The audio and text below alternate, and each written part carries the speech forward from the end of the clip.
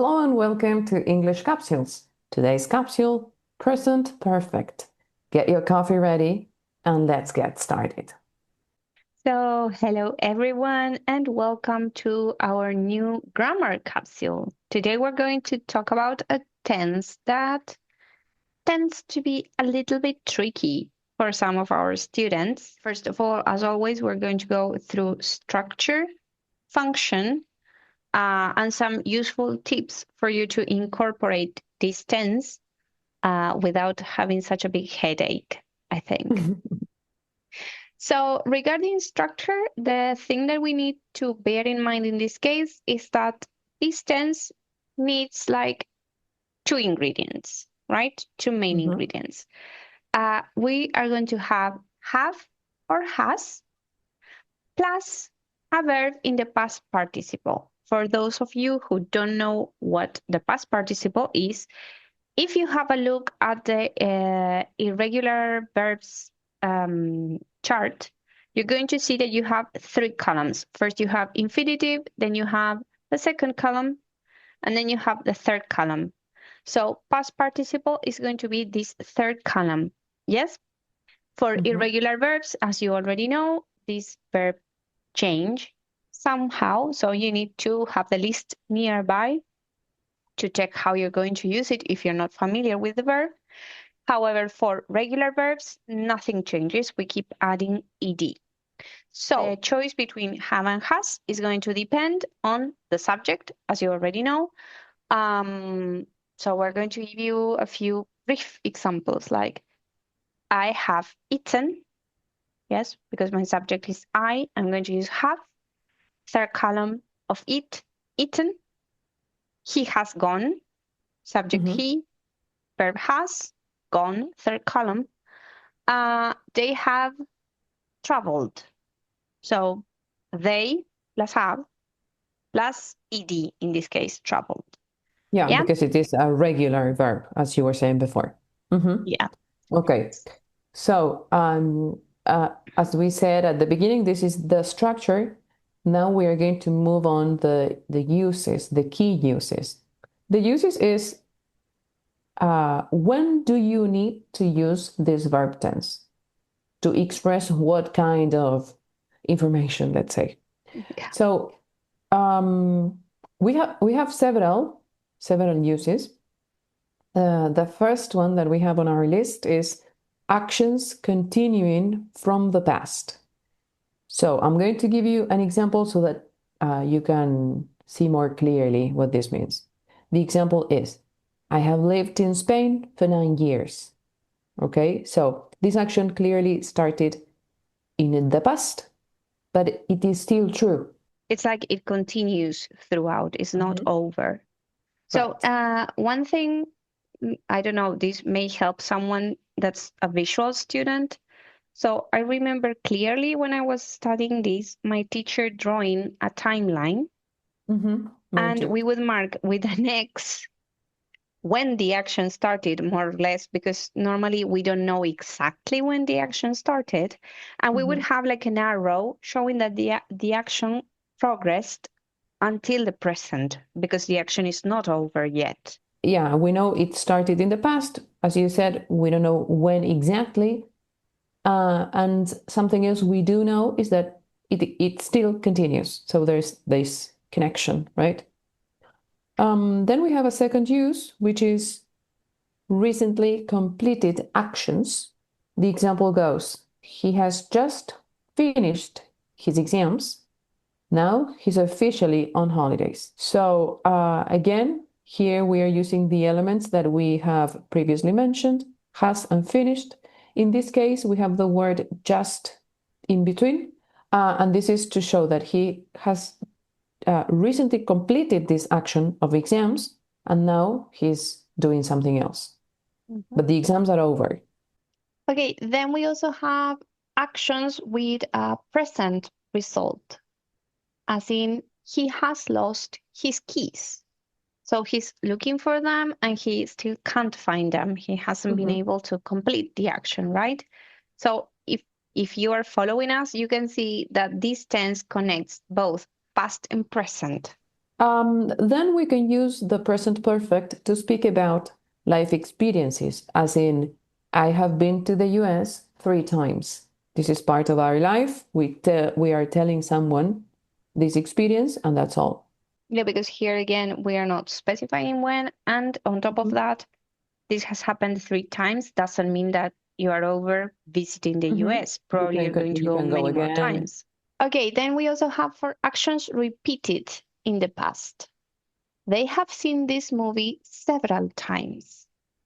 So Mhm. not only once, but many times. So this is also very similar to the previous example. Like we were saying, this is not over. They can watch the movie again. So incomplete. Um, the last use that we have here is changes and achievements. This is usually very common when we speak about companies or something more serious, I would say, right? For Yeah, it's like example, very quite formal. yeah. So the example that we created is the company has grown significantly and it will continue to grow surely, right? This is like the intended meaning here. Or we could also say she has passed her B2 exam. Mm-hmm. That's an achievement. So one thing Right. that we haven't mentioned, this is similar to what we said in past continuous, we haven't mentioned negative examples or questions.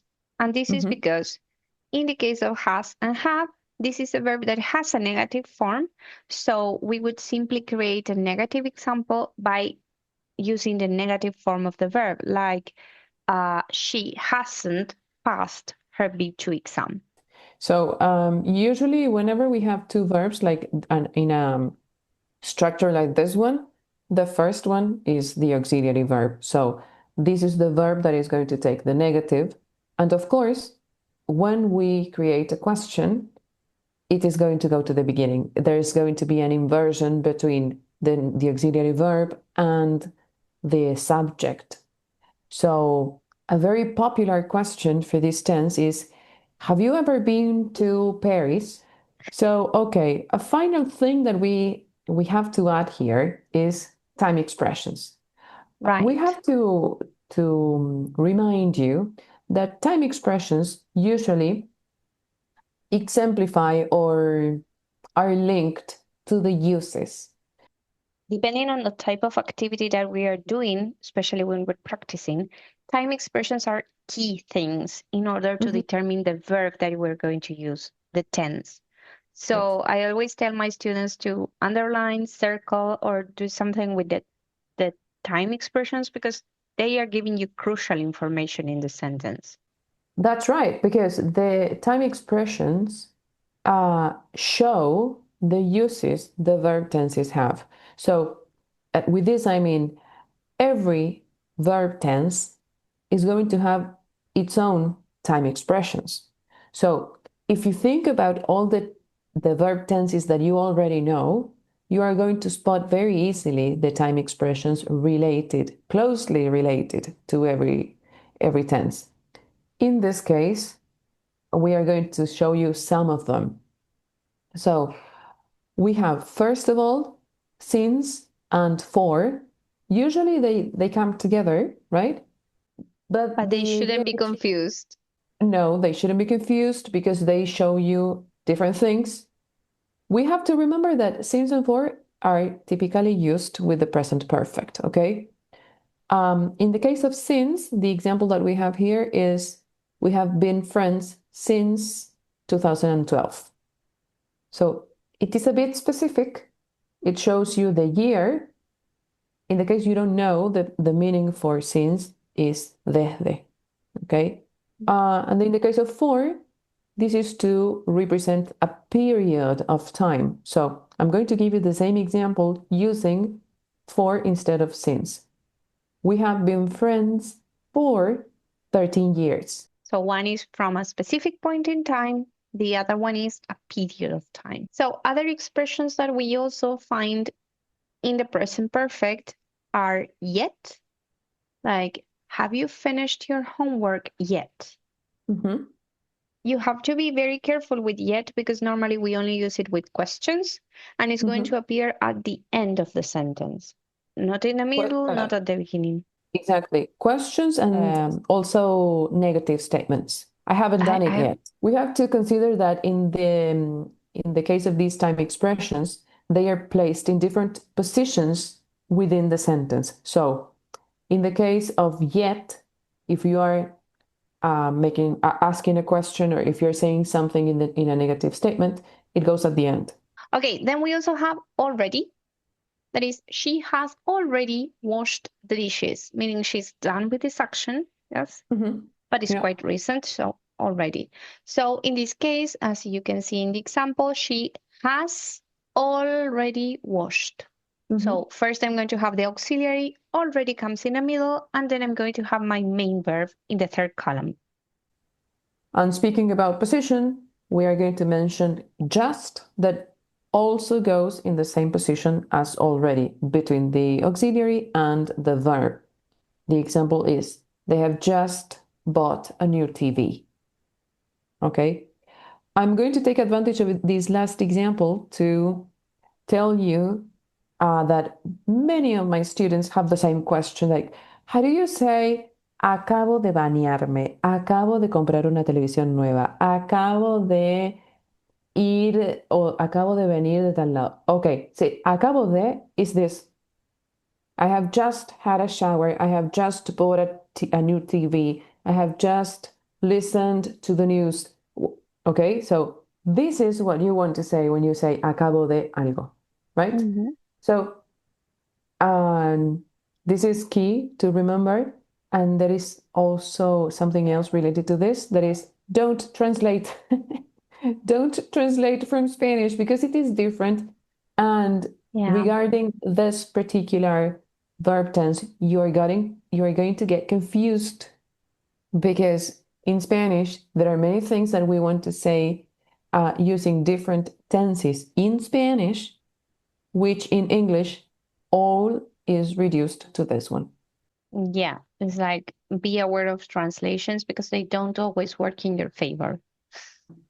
I want to mention one last example that is also very confusing for students when they used the words always and never to Okay. express, for example, siempre me gustó el café. This is a sentence in Spanish. And to solve that in English, we have to use the present perfect. So we have to say, I have always liked coffee. I have never liked coffee. So again, always and never are making a kind of reference to the disconnection that there is between the past and the present. So we're going to finish with a question for our audience, and is about your life experiences. What have Mhm. you done in your life that is worth mentioning? Okay. So you can drop a comment in Spotify, YouTube, or our Instagram account, The English Capsules. Okay, so before we go, remember to subscribe if you haven't done it yet, give love to our content, and spread the word to help our channel grow. Also, remember that you can rate our episodes and comment on each capsule. Activate the bell so that you know when our next capsule is out. And take a look at the description and our Instagram account to take more advantage of our content. Okay, that's all for today. Bye for now. See you in our next episode.